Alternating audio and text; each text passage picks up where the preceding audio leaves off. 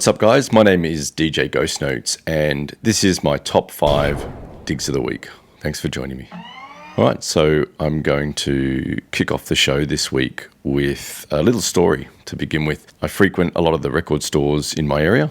I live in Collingwood in Melbourne, and I'm really fortunate in that there are a ton of amazing record shops within 10, 15 minutes walk. Quite often I'll just go in, do my own thing, kind of dig through the crates and see what's new. You know, when you get to know a record store, you sort of know what stock has been in there for a while, what's new, and you tend to gravitate towards the same areas. But occasionally the owner of the store might surprise you by throwing some records at you. And this used to happen a lot years and years ago. I lived in London for a few years, and I loved the experience of walking in, and the person behind the counter would say, "Hey, you know, check this out. We've got these records in that you might be interested in." And it was a really nice feeling, and that experience actually happened to me this week. So I walked into one of my favourite digging spots, Northside Records. Shout outs to Chris from Northside there. Chris handed me a box of 45s and said, "Hey, you know, these are all $5 and $10. Go crazy. Have a look through. Have a little dig." So obviously, you know, I pulled out as many records as I kind of liked the look of and thought might be interesting. And I don't know, there might have been like 100 records in that box, and you know, I walked away with like a good fat stack of 45s. It's actually such a cool feeling when you see something like that and you get the opportunity to be one of the first to kind of jump in and dig through them. And you know, I never take those opportunities for granted. I always go head first into them and grab as much stuff as I can afford. I managed to pull some really, really dope records out of that box, and I've just started going through them and cleaning them and listening to them and getting to know them and trying to find out who the labels are and who the artists were and do a bit of research on them. But you know, when you get a stack that fat, it takes time. One of the records that I managed to pull out of there, which I thought was really interesting to start with, and this actually wasn't a $10 record, this is a $20 record, but you know, in its rarity, it was worth it. I actually have a lot of different variations of music from the musical Hair. And my parents used to have that album when I was a kid, and I thought it was hilarious because we'd put it on and, you know, they would be talking about some really funny, interesting subjects on that album. And, you know, I always thought it was a really funny album. And years later, I realized it was a musical, and that, you know, Nina Simone had music on there. And there was some really interesting music that came out of that musical. And since then, I've copped quite a few different variations of Aquarius and Let the Sunshine In, and I've Got My, and all those sort of cool records. This was the one I pulled out. So it's actually an Italian version of the song Aquarius. The song's called Aquario. It's by Detici Luce. It's just a really funky version of Aquarius. On the flip side, I think it's got Let the Sunshine In. Italian version, all in Italian lyrics, just funky. Yeah, like I said, I've got a few versions of this. I've got another really funky version of Aquarius, and Honeycombs did a version of it. There's been tons of variations. It's one of those songs that everyone sort of covered, but there's tons of really funky versions of it as well. And this is cool. So let's have a listen to this. This is Aquario.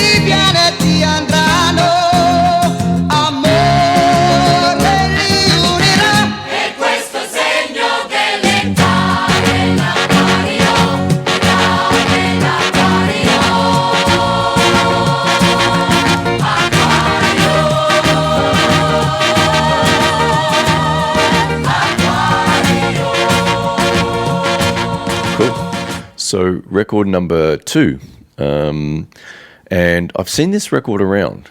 I actually spotted it first in Northside Records, and I realised that they were an Australian funk group from the 70s. I didn't realise they were credited as being one of the first sort of funk, soul, more funk records to come out of Australia. So the album is called Come Together and the group is called Hot City Bump Band. This record was released in 1973. So what's interesting is that Chuck McKinney, who was the gentleman behind the creation of this album, actually came to Australia in the 70s for the musical Hair, which is interesting.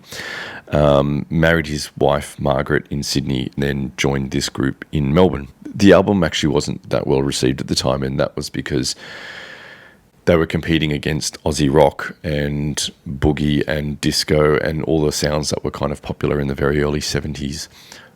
There was also a lot of sort of biasness and racism within the radio industry in Australia, and a lot of radio stations had almost sort of blocked out black music from America within Australia, which is really sad. So bands that were doing really well overseas, that were producing amazing albums, weren't getting the kind of airplay over here that they should have been.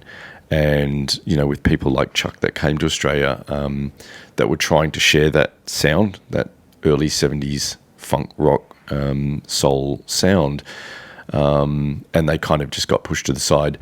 The album covers Come Together by the Beatles, and that particular song, because people knew the Beatles, got a bit of airplay, and it actually reached number 11 on the Australian Melbourne music charts.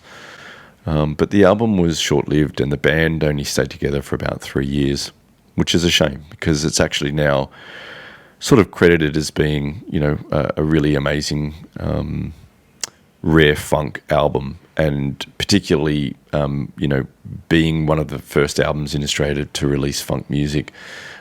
It's celebrated now amongst the funk community. So I managed to get my hands on a copy of it. These albums sell for big money overseas. I paid a bit for it, but I feel like it's a really cool album, and it's just worth having for, you know, for the history of it. And yeah, it's just cool. So the song that I'm going to play off this one, I'm not actually going to play Come Together, which was the single. I'm going to play It's Just Begun, because it was a cover by the Jimmy Castor Bunch, which was released in 72, and this came out in 73. So It's Just Begun. It was a dope tune. It was a big b-boy tune. It was a song that most diggers and funk DJs have got in their crate. It's a killer tune. That's been covered a bunch of times. This is a pretty funky cover. I don't think it's as good as the original, but it's still pretty cool, and, you know, it's worth just having a play. So let's check that out. This is Hot City Bump Band, and the song is It's Just Begun.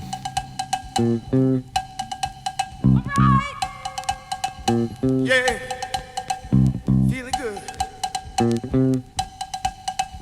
This is a song called Just Begun. We're gonna do it by two. 1, 2.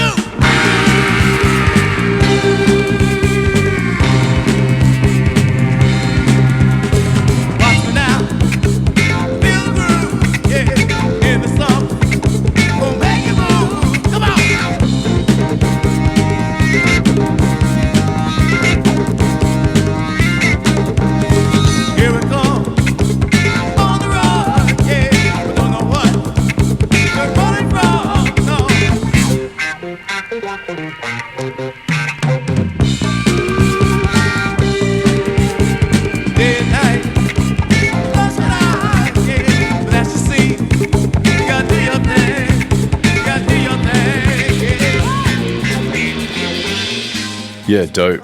Okay, so this is a record by Ronnie Laws. The album's called Fever, and it's named after the single off the album, which was Fever, which is a well-known track. So Ronnie Laws is an interesting guy. He actually was from a family of 8 kids, and he was number 5 of 8.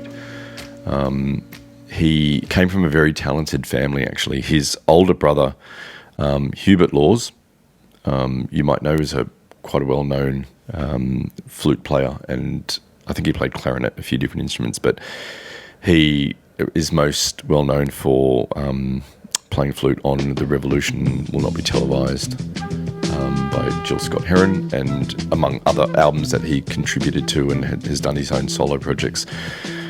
He had 2 sisters as well that did quite well, so Eloise and Deborah Eloise kind of did her own solo R&B work and worked with quite a few names. She had a hit in the 60s. So his younger sister Deborah was a singer, and she'd worked with bands like the Commodores, Kool and the Gang, Shabba Ranks, Third World. So he comes from a very talented family. This album, didn't blow me away, but the version of Fever that he does is really cool, really funky. It's an interesting album. I think he did a lot of throwaway records and recorded stuff that wasn't that notable. A really talented guy, and I think it shows quite a lot in this album, his range. Since this, I think he's worked with quite a few different artists as well. I know that he worked with Guru and he worked with the Crusaders. And he actually joined Earth, Wind and Fire for about 18 months early on, and then decided to do his own solo project. So whether that was a good thing or not, I don't know. Yeah, and although he didn't really produce any standout, amazing collectible albums, I feel like this was a pretty cool album and it's worth playing. So this is Ronnie Laws, and the song is a cover called Fever.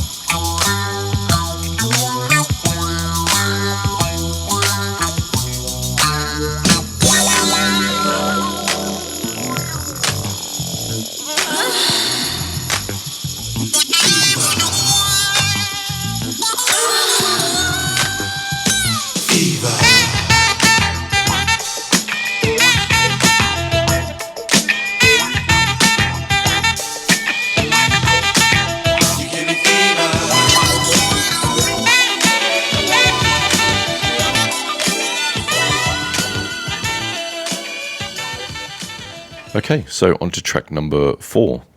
And this is a pretty interesting little album. The group is called the Tropicals. The album is called Urubamba. Urubamba is a sacred valley in Peru. If you've traveled to Machu Picchu, or if you've ever been to Peru, you might know that area. The album was named after that area based on sort of its sounds. And this is an Italian duo wrote this album, kind of nicknamed Genasi and Chiarossi, the two jazz-trained musicians that wrote most of this album. It's a really fun, kind of playful library record. It's jazzy, it's soulful, it's funky, it's Afro beats. It's, I guess some people might categorize it as exotica or 70s library funk jazz stuff. It's just really interesting. It's beautifully written. It's got some really interesting instruments. It sounds very 60s. I immediately fell in love with it when I put it on. It's just a cool sounding, well-written, interesting kind of album. The sort of album that you just want to draw samples from and or just put it on and listen to. It's cool. This is the first time it's been reissued since 1973. It's the only album the Tropicals actually made together. They've worked with other artists, Frank Sinatra and some big names in Italy. This is the first time they kind of came together and wrote an album. So it's pretty special. And you can hear on the album they're having fun with it. So anyway, let's have a listen. I'll just play one of the tracks off this album. They're all really good. Definitely worth a listen to. Let's check it out.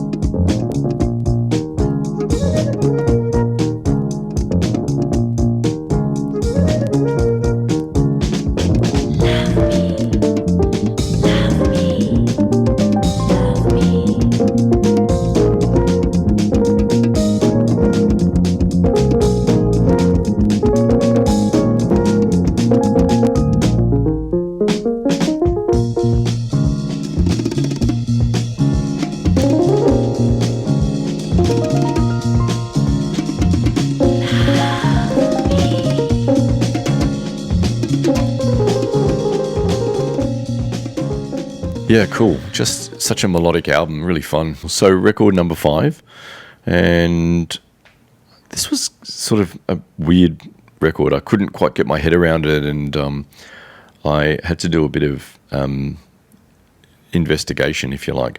The album is called Investigation Number 1, and it's by an artist called Carl Holmes, or Carl Sherlock Holmes, who was Philly-born guitarist, and I believe he was a singer as well. This album was reissued by Tramp Records out of Germany recently, and a lot of the records on this album were actually just released as 45s. Some of them were never actually released on an album, so it's sort of the first time that they've collaborated all the songs together. And it's a real mix of funk, soul, Latin-inspired sounds. There's a real Philly soul sort of element to it. There's some breaks, there's rock, there's psychedelic, there's jazz. It's just cool. I couldn't find much information about Carl Holmes. I know that he was working on some albums from the mid to late 60s. He was in a group with Jimi Hendrix before Jimi Hendrix became famous, only for a short time, and they never actually recorded any songs with Jimi Hendrix in the band, which is sad because that would have been a nice piece of history. The one that sort of stood out to me and it did quite well on the album, first of all, was Close to You, the Burt Bacharach song, and that's quite a cool cover. It's really nice and jazzy. Another standout song on this album was Modessa, which is a Latin sounding or Latin influenced sounding song. It's really nice as well. But the track that I've chosen to play off this is Black Bag, which is just kind of straight up funk. It just caught my attention. I thought it was really cool. So let's check this out. I don't know what year this album came out. I'm guessing because it's a collaboration, sort of early 70s. But yeah, it's dope and definitely worth a listen. Let's check it out. This is Carl Sherlock Holmes with Investigation Number 1, and the song's called Black Bag.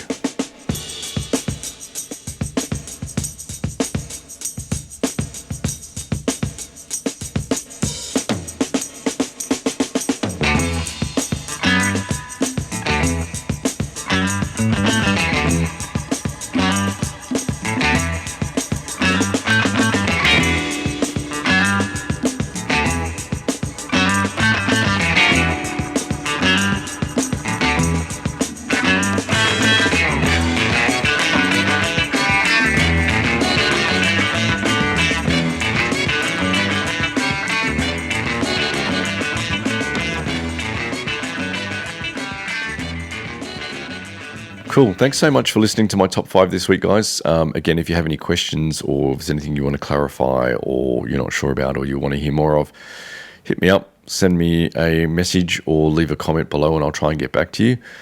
My name is DJ GhostNotes. That's my top 5 for the week. Thanks for listening. Peace.